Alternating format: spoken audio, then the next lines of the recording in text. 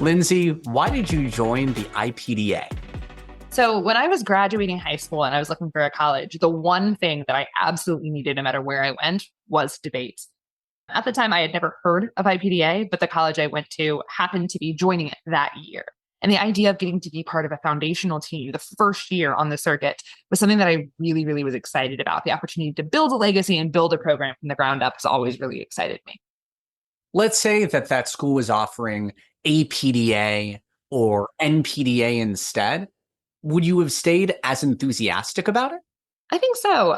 Back in my experience in high school, I really participated in extemporaneous speaking, which I would say is the most transferable previous event or independent event that you can do in terms of preparing for IPDA. The idea of not having to spend months on a case and not having to deal with hostility in round is really, really important to me. And this is something I think I would have valued back then too, all that time ago. The idea that you can build relationships is really something unique to IPDA in terms of how foundational it is to the organization in the constitution of the organization. They spend a lot of energy making sure that it is an approachable activity that anyone can join, no matter what your previous experience is. So I really love just the accessibility of the activity. And you mentioned hostility. Can you compare, perhaps for people who only have done IPDA and no other format, what they might experience in terms of external hostility? Yeah. So when I used to compete in other formats, the goal for me in round truly was to get someone to cry. You would judge how well you're doing in that round by how distraught the other team felt, by how wacky your points were. And I remember when I got to college, I was seeing this guy who was a policy debater who very much replicated that same energy. And it just impressed me one day. He was just speed reading as fast as he could his policy cases. And it was so intense. It was not romantic. It was kind of scary, if I'm honest. And that is something I just really have no interest in participating in. I'm sure, there's research skills everywhere. There's plenty of things that you can get from those activities. But for me, IPDA really is the best of all of those worlds. What are some strategies or turns of phrase you use in IPDA round to make sure that it's not a hostile environment? Yeah, and this is something I teach my students too. I teach at LSU, I teach debate and argumentation, and it's the phrase even if. I believe in good faith argumentation, right? Like assuming that people are trying to build a consensus and actually get to an answer. And I think that's why I've been spend my time in round just discrediting and refuting everything that's said, but I find a way to argue in spite of that, right? So even if what my opponent is saying is true, here's another way that we can look at this resolution and really trying to give good faith and extend goodwill throughout the round, which in particular, if you're debating somebody who does try to build that hostility, it looks pretty good that you're not the one initiating it. How many years now have you been involved with IPDA? Oh man, like 8 years, 9 years, something like that, since 2016, 2015. What's kept you in it for 8 to 9 years? The people, 100% the people. There was a time where I thought I was going to do something else. When I graduated college, I had moved to DC. I was working on the Hill. And in my mind, it was time to use the skills that I had spent all that time developing. And I got real depressed real fast. And a lot of that was the lack of community around me. Even though I was living with a former IPDA debater that I knew from a different school, I really, really missed the energy that lives here, and the support and connectivity. Even this weekend, I'm going to a wedding for somebody I met through IPDA that was my fiercest opponent for an entire year. But we're able to support each other and build that community, which is not something I found anywhere else. Like home for me is the circuit more than it's ever been anywhere else. You don't have to, but do you want to give that person a shout out? It's Dominic Mercer. Yeah, an excellent debater in and of himself. You said that you were part of a foundational team. When you're trying to recruit people for that team, what were some of the biggest reasons people did not join?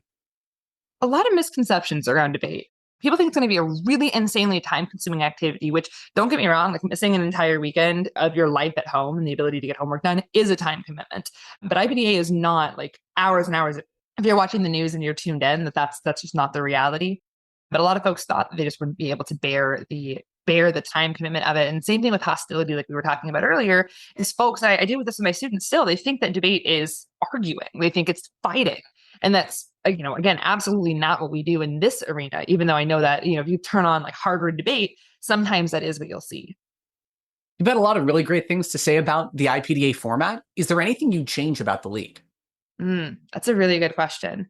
I think we've seen a lot of growth in the time that I've been in the activity, particularly in terms of accessibility and accountability. We've had some issues over time about how we're going to verify and validate evidence. It's not a type of debate where you can, pull up the evidence and show it to the judge in the round. And that can be really frustrating if you're the competitor and are so sure. Like I've seen people come into round and flip the evidence, right, from positive to negative or something of that nature. And you are really in a tough spot to defend yourself in the status quo, because if you don't have it in recording, you have no way to really validate that. So I wish that there was a more streamlined way for students to go nuclear, or in other words, like bet the round on that evidence in cases where it matters. Because teaching these skills, like at the center of it is that ethos, is credibility. And being able to maintain that, I think, is so essential and important. And by no means is that like a rampant problem, but I don't think we have the best mechanisms currently. But again, there's been a lot of growth in that area. Would you advocate for a policy that says a debater can say, I 100% believe this evidence is round defining, and if I'm wrong about this, I lose? Would you be in support of that? 100%. We call that going nuclear, and sometimes it'll happen even though there's not an official policy for it. Tournaments tend to get a little upset when that happens. Sometimes coaches are upset that they bet the round. But again, if you know, like you read the article, you're 100% sure of something, I think you should have enshrined agency to be able to protect yourself in your arguments. Could you tell us a story about what it means to be a professional IPDA debater? Yeah. So I often compete as an independent, meaning I am at tournaments completely alone. I don't have a team around me. The team I was on in college no longer exists today. It's what happens when you fire a coach, you know? And so I spend a lot of time with other teams. And in that experience, we bring their debaters for 15 or 20 minutes of our own prep time. And in particular, me and Megan Arbuckle from LSUS, or I guess Megan Vayu, will spend a lot of time, sitting at the same table, same bench with her students, building that rapport, building their cases without even looking at our own topics yet. And for me, that's a lot about what pro means, right? To be able to put yourself second. And same for any coaches that are competing or even just prepping, to be able to give people that experience for the first time, that we know no matter what happens, we're going to go in round, we're going to have a lot of fun with each other, even if we're debating against each other. So being able to spend your time and energy on the people that need that more has really been the shift in pro for me. Some people would say that pro shouldn't exist because those people should just be prepping the undergrads. How would you respond to those people? Pro is how we keep alumni interested. By no means should teams not have any support for their undergrads. If all you have is one person and that person's going to be in pro, maybe ask them not to, ask them to judge, ask them to prep. But at the end of the day, the ability to come back to this activity is why we have such a robust community. And when you look at the people that are coaching now, they took a couple years and did pro for the most part, or that is what they do in the interim while they're finding that job. Or right now, it's what I'm doing while I'm in grad school. So it's able to keep active tissue alive between debaters and the league that I don't see as prevalent in other circuits. The idea that I can always jump back in. And, right now I have a lot of students that take my class as seniors. And they say, I don't have time this year to join this activity, but I'm really interested in it. So the fact that I can look at them and say, well, you know what? If you have to get into law school right now, you go get into law school. But if someday you want to try this out, the team is going to be here, keeps that door open. And I've watched students come back for the first time to debate after they've graduated, which I think is an awesome opportunity. What unique approach do you bring to IPDA rounds? And I think it comes back to what we were talking about earlier about good faith argumentation. I fundamentally will not make an argument in a round that I, A, do not believe in, and B, do not think is fair. It's really, really important to me that the rounds are set up equitably, even if that puts me at an extreme disadvantage. I know that there is, and I'm not saying people do it all the time, but there is the urge to, kind of frame things in a way that favors you or run an argument because it's the right argument to do. When I run the right argument, I lose. When I run an argument that I believe in and I can understand and even if the argument is invented by me, kind of off the wall, I will do significantly better. So really just that believing in myself and that ethos of being able to extend goodwill to my audience and to my opponent, rather than just trying to force them into a corner that I wouldn't want to stand in. Let's draw a comparison then. Can you think of a topic that you could have framed in a way that's more strategic in an objective sense, but you chose to do something that you felt was more fair-minded? What would those two worlds look like? Yeah, that's a great question. I think the most common topics that are that way are going to be ones that include the word better. Blank is better than blank. This is the better option. Better or should, right? Both of these words invoke a really light burden of proof a lot of times. People say should is a good idea, or that better is that it's just a little okay. And so I will spend a lot of time making sure that we have really clear criteria for those things. It's a lot easier, second, especially with should, to dance around and make you feel warm and fuzzy at the end of the day. And we have a lot of debaters who will have a lot of success doing that. But it allows you to have a really shifting target as opposed to actually making productive arguments.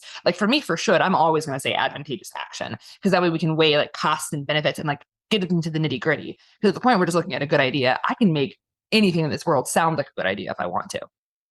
When you're looking at a ballot, if it's let's say the median ballot that you receive, and the judge voted for you, what sort of things did the judge write down as they voted for you? Yeah, so I will often win based on the argumentation. I typically get pretty good speaker points as well. I get, in pro, it's pretty common for both debaters to get 40s or 39s, just because at that point you've been doing it for a really long time.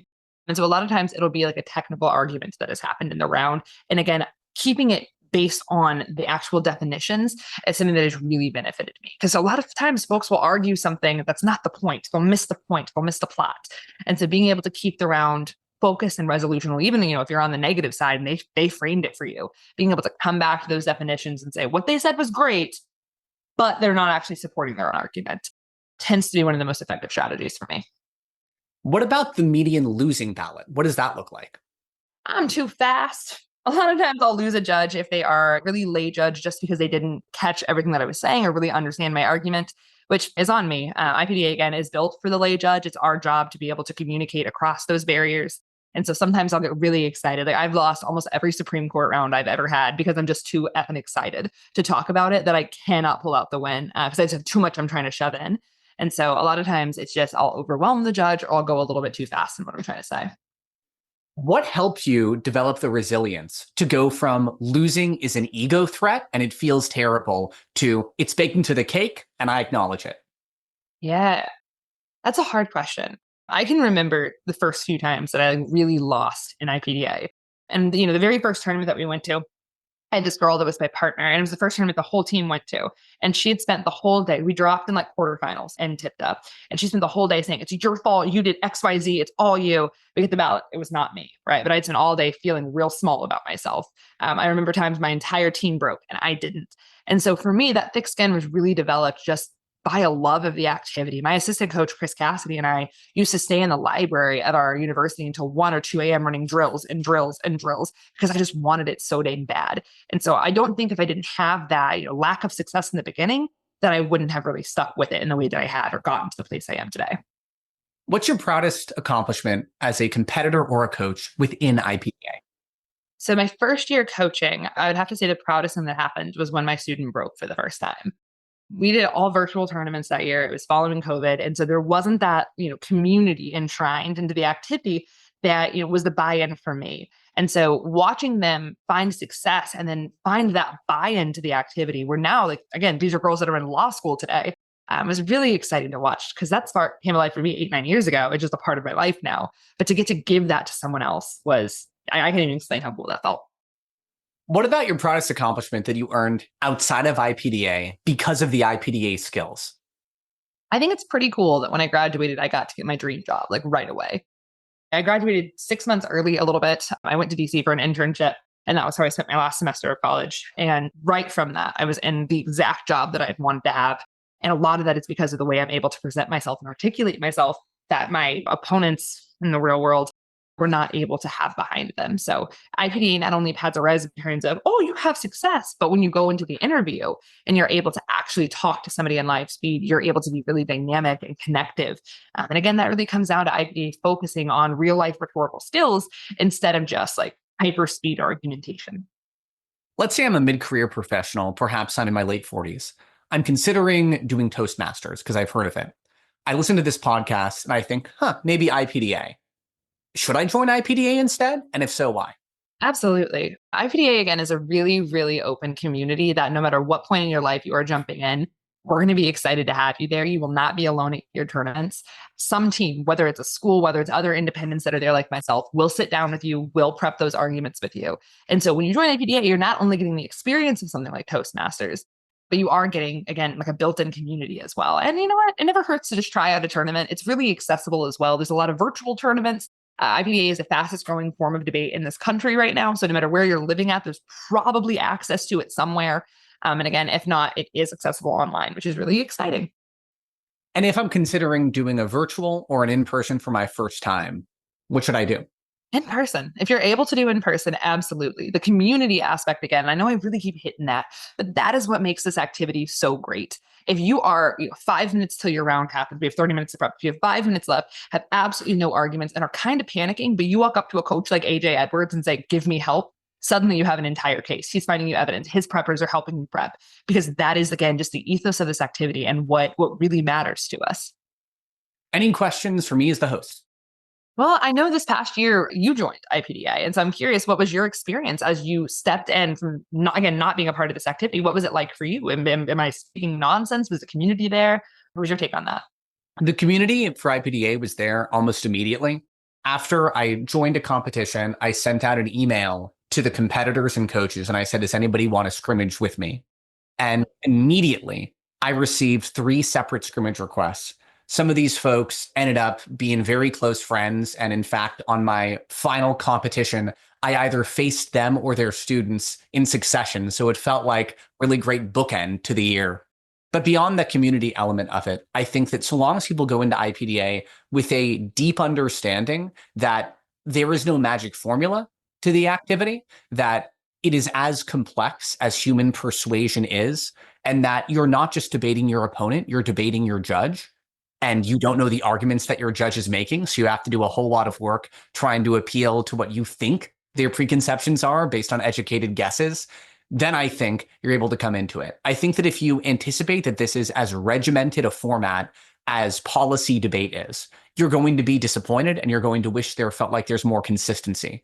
But I embrace that element of chaos. I think that it's good, and I think that it's more real world. I don't think that when people buy things, for example, they're doing so based on consistent criteria.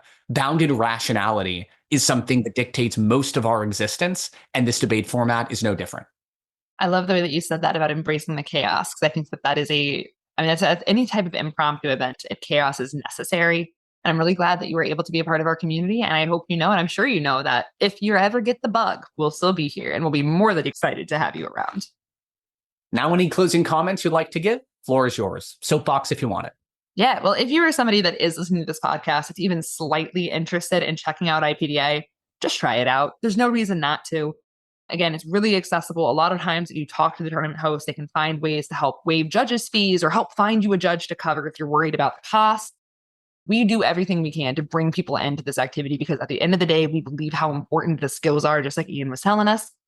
IPDA can give you so much if you let it.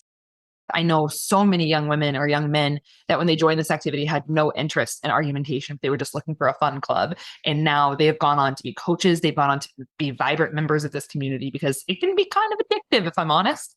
But on the same hand, there's plenty of people that have come for just 1 or 2 tournaments. So there's a really big spectrum of how IPDA can affect your life. But if you're even slightly interested, take the plunge. Join us.